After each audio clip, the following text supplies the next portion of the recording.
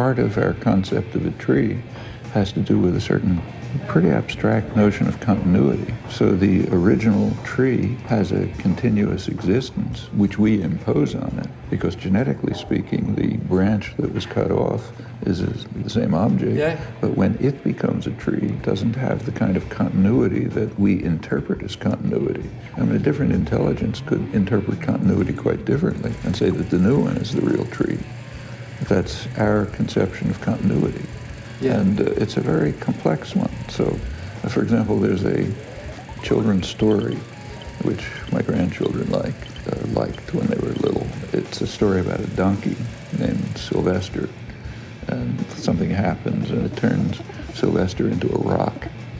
And the rest of the story is the rock, Sylvester, trying to explain to his parent donkeys, that it's really their baby Sylvester.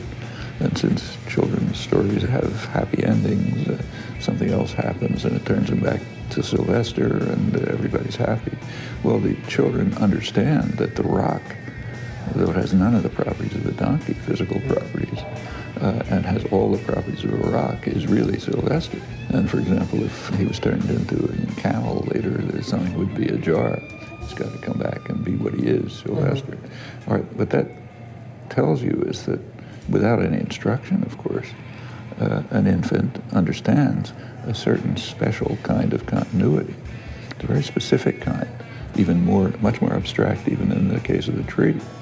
But there's a kind of psychic continuity that we impose, that's a part of the interpretation we impose on the world, that identifies the objects that are around us, whether it's persons or rivers or rocks or trees or anything else. I think I have an example that maybe make me understand the concept. When I meet a friend that I didn't see for 20 years and his appearance is completely different, first I feel I'm meeting a different person. And then in the course of the conversation, and it's generally 20 minutes, 30 minutes, this person become my friend. And the old image of my friend, like his picture, become younger than he is. So I readjust, and I was wondering if this is a phenomenon that everybody perceive. All the time. I mean, we... But is this the same phenomenon that we apply to object? Yeah, same as with object, like the tree or a river. Or, let's say take the Charles River over there, the river going past the building. What makes it the Charles River? You can have substantial physical changes, and it would still be the Charles River. So, for example, you can reverse the direction, it'd still be the Charles River. You can break it up into tributaries that end up somewhere else and would still be the Charles River. You can change the content. So maybe you build a manufacturing plant upstream and the content is mostly arsenic, let's say. Well, it's still the Charles River. On the other hand, there are very small changes that you can make, in which case it won't be the Charles River at all. So suppose you put panels along the side so it goes in a straight path, and you start using it to ship freight up and down. It's not the river anymore, it's a canal. Oh, yes. And I suppose you make some minimal physical change, almost undetectable change, which hardens it. It's called a phase change, undetectable, but it makes it glass, basically. And you paint a line down the middle, and people start using it to commute to Boston. It's a highway, it's not a river. No, somehow we can go on and on like this. We understand all these things without instruction, without experience. They have to do with very complex notions of continuity of entities. A physicist cannot detect because they're not part of I mean, of course, the physical world is part of them, but it's only one part. A major part of how we identify anything in the world, no matter how elementary, is the mental conceptions that we impose on interpreting very fragmentary experience. And our experience is indeed very fragmentary.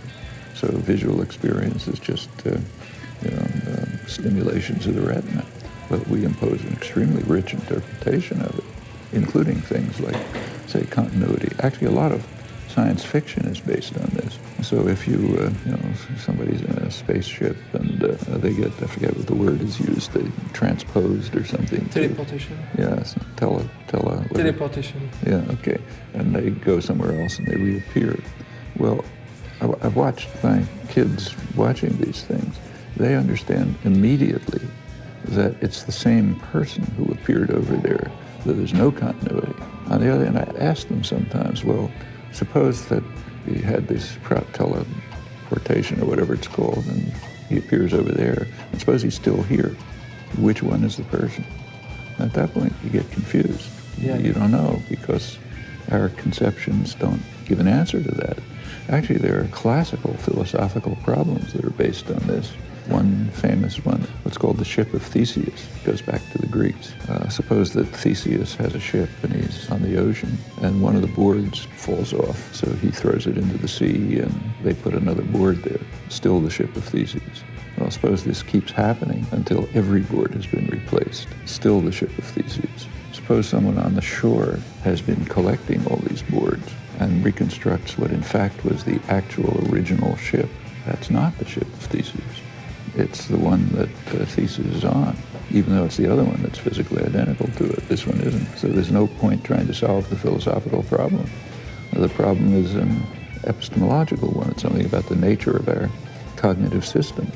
So it appears that, as far as I've understood, non-human animals have a direct connection between the symbolic representations in their minds and identifiable physical events in the world. So you take a vervet monkey, which has alarm calls, and apparently those alarm calls are triggered automatically by a certain, movement of leaves in a tree, which they give a predator call, and apparently it's reflected. While I was doing these interviews, I was editing The Green Hornet. One day I walked into the edit room and I realized that some of the objects had a different kind of entities than the other. The one I had interacted with. It's like if they jumped to tell me the story we shared. The sofa. I was so tired after the shooting that I asked for something more comfortable to rest on. They treated me with the sofa. But I had to move the chair to the side to make room. The coffee table. I dragged it closer to the sofa so I could check my emails while watching the editing on a giant screen that was specially installed for me. And my editor, of course. But he's a person, so it's not surprising to have a relation with this.